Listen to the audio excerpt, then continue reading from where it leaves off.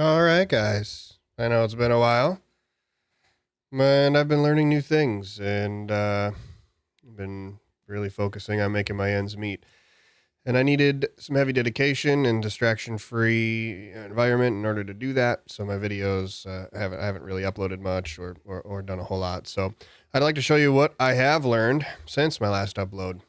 I've been using my Singularity model and the Nexus Blast protocol, and I just really haven't been that satisfied. It's not that they don't work. They just really aren't working for my brain, I think. It's the best way I can describe it. So I went back to what made me most successful in demo before I went live, which is essentially the 2022 mentorship model. I'll show you these really quick. I challenged myself in the month of March to see how many times I could take $1,200, which is the minimum margin to buy one ES mini contract with my broker, and turn it into at least 6K. So 1,200 to 6K. How many times can I do it successfully? I will say I did not ever blow. I've only quote unquote passed my own little challenges. I got 3 of them documented here. So really quick, you can see I went from 12 to 10K on this challenge. Just for a little bit of detail, with $1,200, one ES mini contract is way too much risk for any reasonable person. So I realize this is super high risk now, but I didn't really at the time. At 1,200, I would use one ES mini contract to take my trades. As soon as I hit 2,400, so double that, I would go up to 2, and then every $1,200, which is the amount needed per contract, I would add another one. So yes, I was super successful in achieving my challenges, but that is such a risk that can really blow your account if it goes the wrong way. Surprisingly, for the most part, I really only had like a 5 to about a 5 handle stop loss most of the time. So a lot of my losses were very small, and or I knew they were going to lose and cut it early. Learn how to do that. Challenge 2 was done in even less time, only a few days. It went up to 8K. One of my trades was $2,000, which is fantastic for somebody like me. 2,000 for the big boys isn't anything, but challenge 3 happened in 3 days. And at that point I was like, I can do this. I started over 3 times. I'm going live. So what I used here was 2022 mentorship model with a little bit of OTE and some fib measurements, that kind of thing. So what I've been doing since then is really just 2022 mentorship. And that's been great. I've made all my ends meet for the month of this month within the first 2 weeks. Actually, I think it was even less than that. I pretty much have been able to spend most of this month not worrying about trading so much, and I'm using this time to learn as much as I can about some really advanced market structure things. Just trying to get as much knowledge as I can in order to continue being successful. So I'm sharing that now. What I've added more or less or kind of considered with the 2022 mentorship model is standard deviations and advanced market structure. I'm sure you've heard advanced deviations thrown around, yada, yada, yada. I'll show you what I mean by that, but it's good. The advanced market structure, quote unquote, really isn't that advanced. It's very much just 2022 mentorship model style. ICT talks about it a lot. So quick pictures. What does price like to do? Price likes to expand and retrace, then expand and retrace and expand and retrace and expand. And it just will keep repeating. You throw in a little consolidation here and there, a reversal, which is just retracement that continues to expand in the other direction, right? So you get a reversal here and there.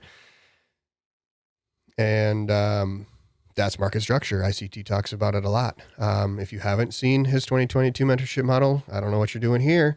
Go watch it now, or this is not going to make sense. And you shouldn't be trying to do anything in the markets, ICT related, until you watch his stuff.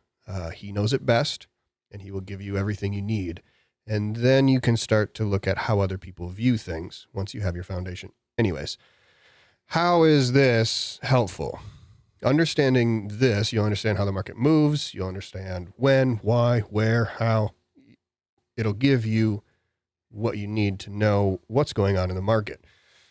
Within a series of expansions and reversals, you get a trend, not some retail term. It just in a general sense, it's what you call it. You got a bullish trend going up. You got a bearish trend coming down. You get a series of expansions and pullbacks. Those pullbacks don't break the levels of the expansion. You keep getting higher highs, higher highs, higher highs. That's a trend. When the trend switches direction, that's called a reversal.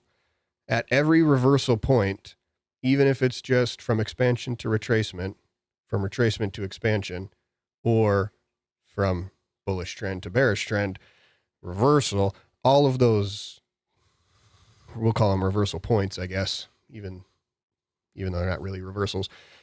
At each of those points, pivot points, which again is not I'm not meaning the retail term. You get the point. You see this pattern. This is what you'll see. This is going from bullish to bearish. You can figure out the other way around. You just flip it.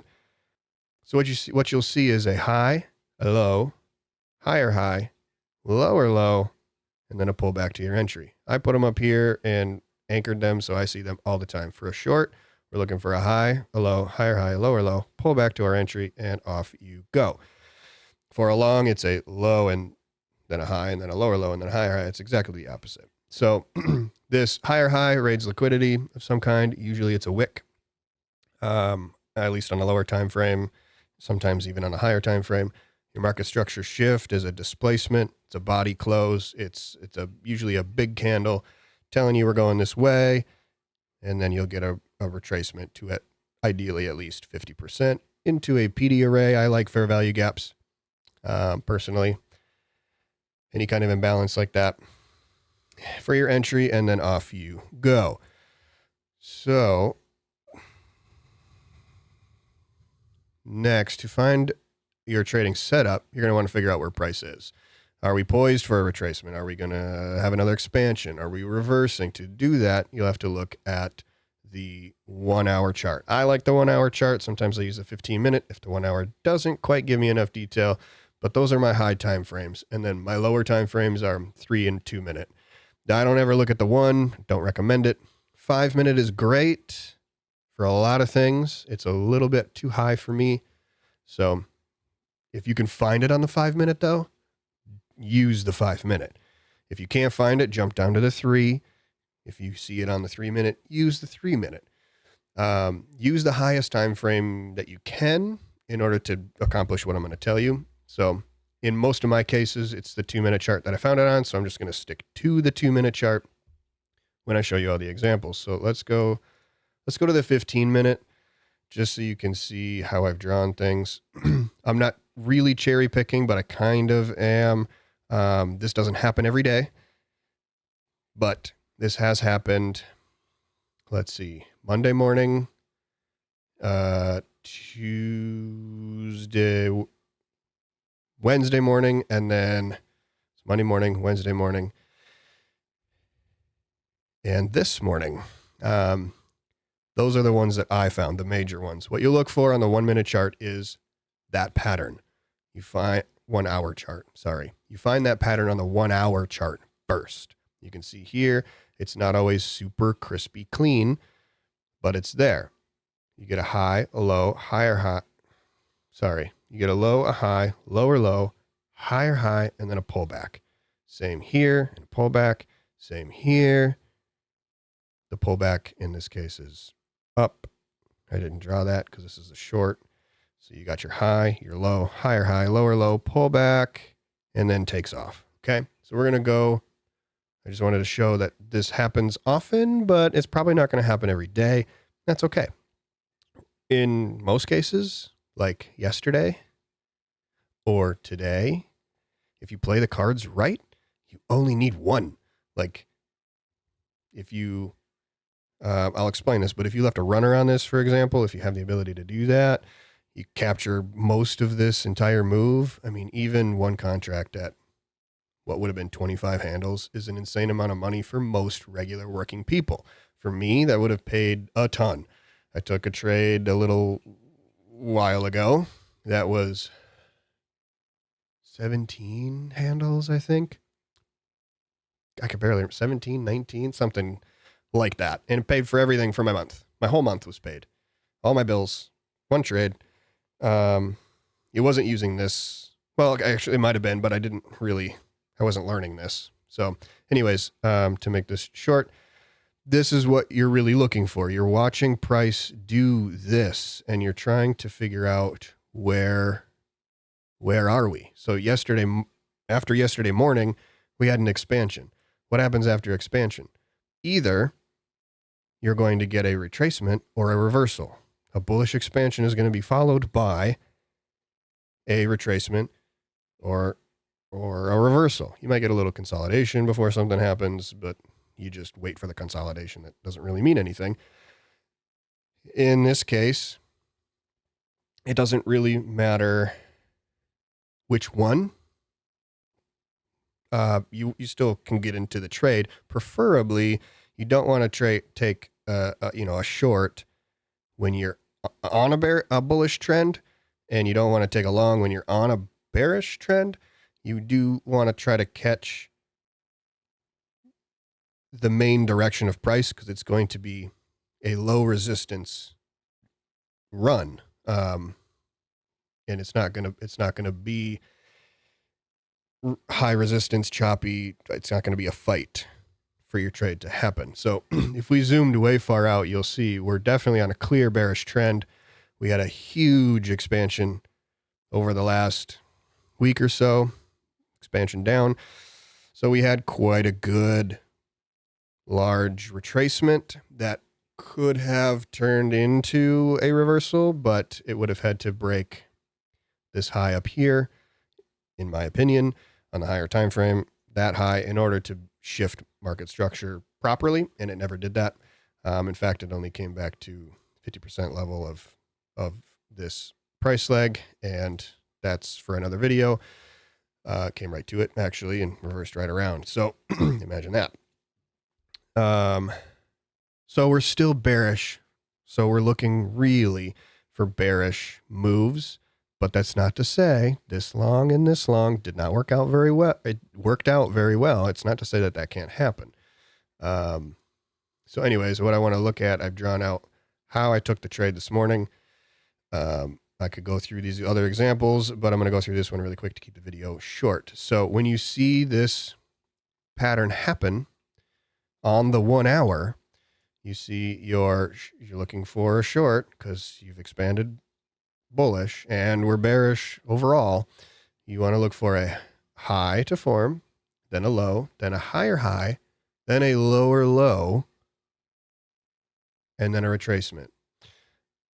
It needs to be like that. You don't want to see a bunch of lows and highs and lows and highs on the 1 hour. It needs to be fairly smooth, because as you go down in time frames, you'll get that choppy detail.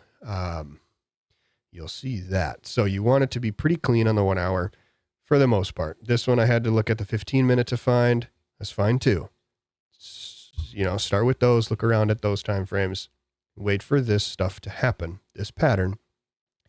And as soon as you make that lower low, you draw your 50% fib level. So I know there's a bunch of other lines on here. Try to disregard them as I'm explaining this to you. So your 50% fib, I wrote it up here, goes from, this is for a long. So the 50% fib will go from the higher high to the next low. It's just like OTE, if you're familiar with that. So you kind of, as price is making this low, you follow with your fib line down each one, and you just keep following the lows, in this case, until it retraces far enough to tap the 50%. Once it hits 50% right away, as long as it's within your tradable hours, you drop down to the lower time frame chart. My case, I like the 2 and 3 minute. For this example, I'm going to show you the 2 minute. So price is retraced into 50%. Now I'm waiting for the pattern to form again, now on a lower time frame. So it does this stuff here and doesn't really it keeps making lower lows and lower highs. But then right here, it broke a high. So I'm like, okay, we're starting something. This is probably my higher high. So in a short, We look back a little bit. We've got a high, a low, that higher high. So then I started waiting. Yes, this was at 8:44 in the morning. So I'm awake. I'm watching the charts. Then I'm waiting for a lower low. Sure as shit, there it is. Now I draw my fib, which I did not draw in this case. But you draw your fib from that higher high to that low and wait for a 50% retracement or close to it. What you're looking for, this is a guide, it's a measurement tool. So what you're looking for is a PD array in that area, somewhere near it. Price is going to react off PD arrays and swing highs and swing lows and liquidity and imbalances. It doesn't give a shit about your fib levels, okay?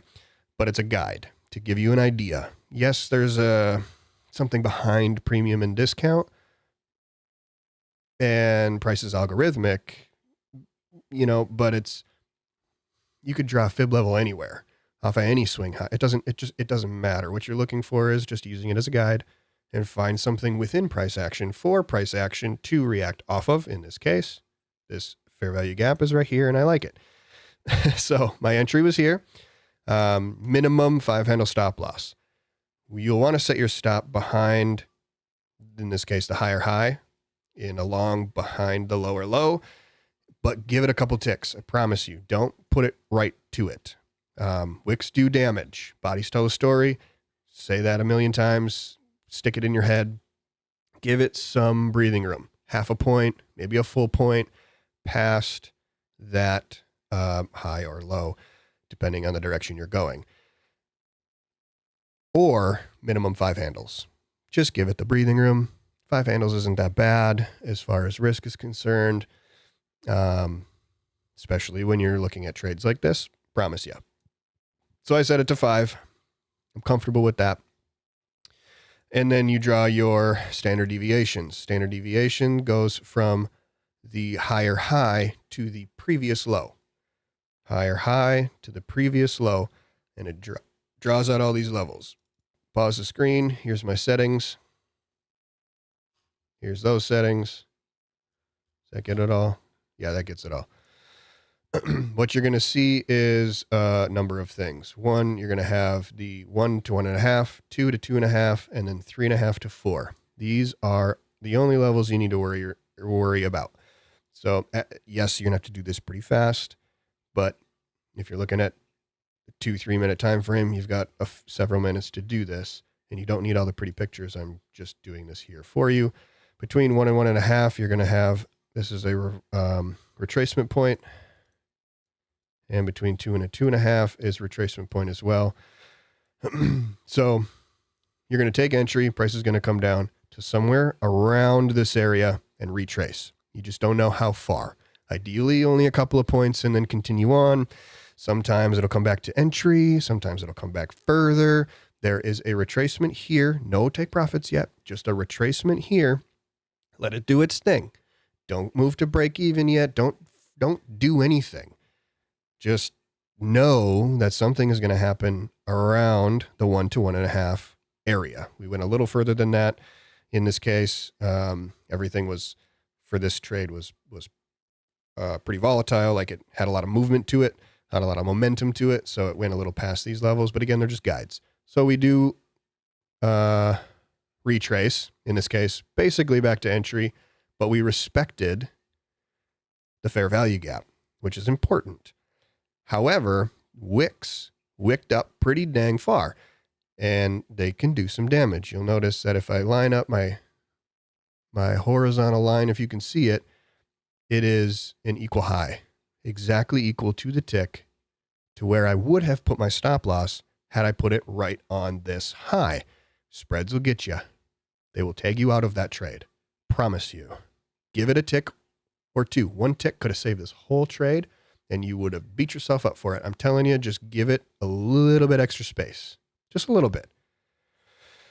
In this case, 5 handles was the minimum anyway, so it covered it. So we go here. We took entry. That's great. I only took 5 handles. I'm still learning about this. Still seeing how it all works. So I took 5 handles right away. 9:30 opened. That's the main reason, is this was the first one I've come across that was before 9:30. I like to wait till 9:30 happens, and it gets the 9:30 shenanigans out of the way, and then I'll find entry, but in this case, my entry was beforehand. So I just took a quick 5 handles. Okay. As I learn how this all works and how how this whole strategy and deviations and all of that kind of works, I'm probably going to keep it conservative, but as I learn, I'll be able to actually adhere to these levels. So once it does its retrace, it's going to continue. Sometimes it's only a couple candles. Sometimes it's back to entry. Sometimes it's a little frightening, and then it's going to continue. As soon as it breaks in this case, the low from that retracement, you can de-risk.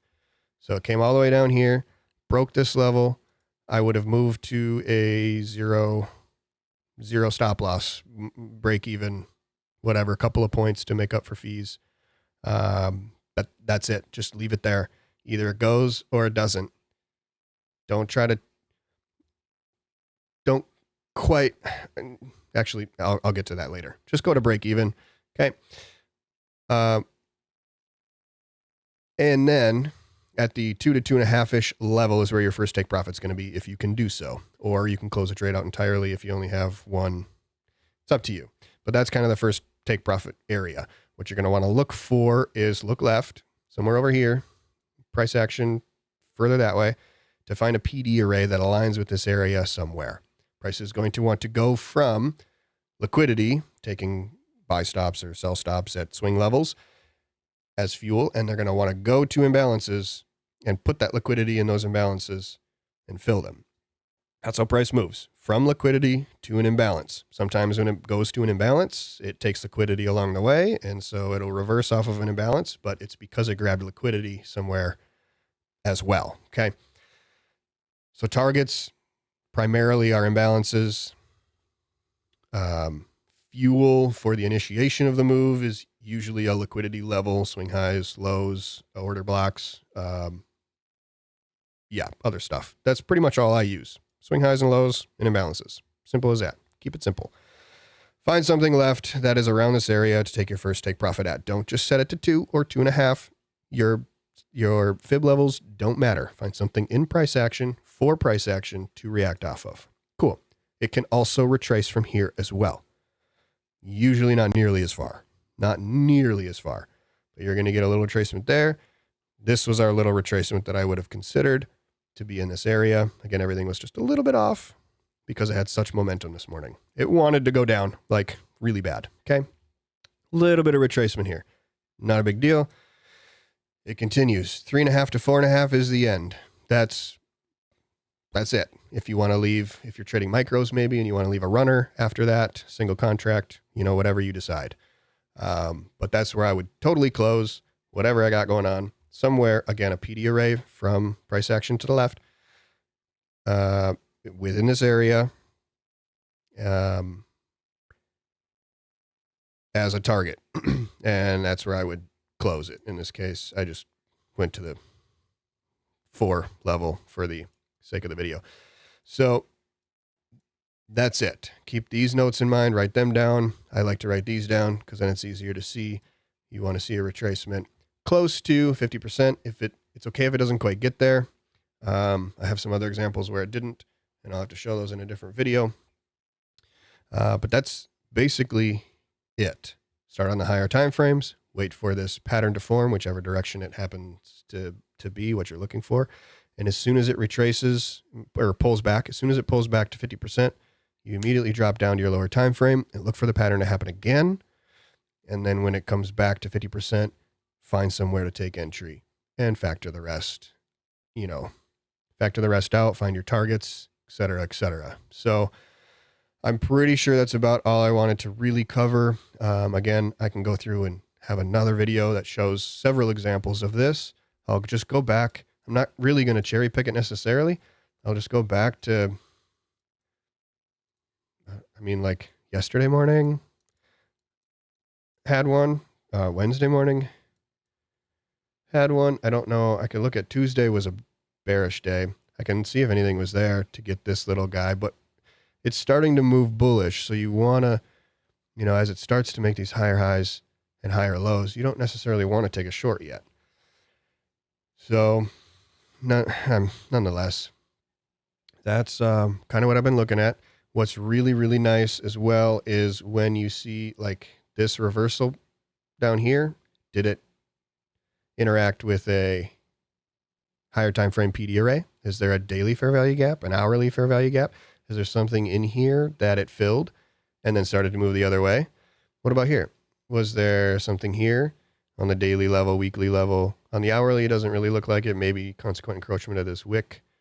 It did come up to the 50% pullback level of this leg, which I will also explain in more advanced in a later video. And it turned around. So there's usually reasons where it turns around. And if that does show this pattern in combination with a higher time frame PD array, that's even better. So once it shows this, jump down to the lower time frame, find it again, find your entry, set your deviations, and go. Shoot for at least 2 standard deviations for a take profit. Now, one thing I'll show really quick, because I think we're already almost at a half hour. Okay, really quick. The pattern is in here before dropping down. I'm not going to draw it out right now because I don't think it was on the 1 hour. Maybe it was. But I drew out my projection fibs and we came down to about this area, turned around and did the retracement, back to entry. Well, like kind of close to it, right? Entry would have been somewhere in here. So anyways, it doesn't always go back to entry.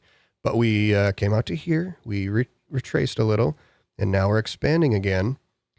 As soon as, if I, was on a smaller time frame, as soon as we break this low, I would de-risk my trade. And it's projected to go all the way down here. So this can even work to give you an idea of what's happening with price on a higher time frame to then look at smaller time frame interactions and then jump down to even smaller time frame interactions to find just your intraday trade setup. So I've drawn this because I still think price is going to come down to at least this area, 4250-ish, 4300 to 4250-ish, and even further. So you can use this on, it's fractal. You can use this on any time scale, more or less. So anyways, it's been wicked awesome for me. I've been able to actually go back to having successful trades again. Just the way it works with my mind. I can get into the flow a whole lot better. And it just, I don't have words for it. It works for me and I had to share it. If it works for some of you out there, that's all that my point was for this video. So in any case, thanks for tuning in. I'm going to make another video that's going to go into more depth. It's going to be a lot longer. It's going to give you more examples. I'll do that later, probably next week. So anyways, thanks for tuning in. And if you have any questions, comments, or the like, do so down below. All right. Thanks.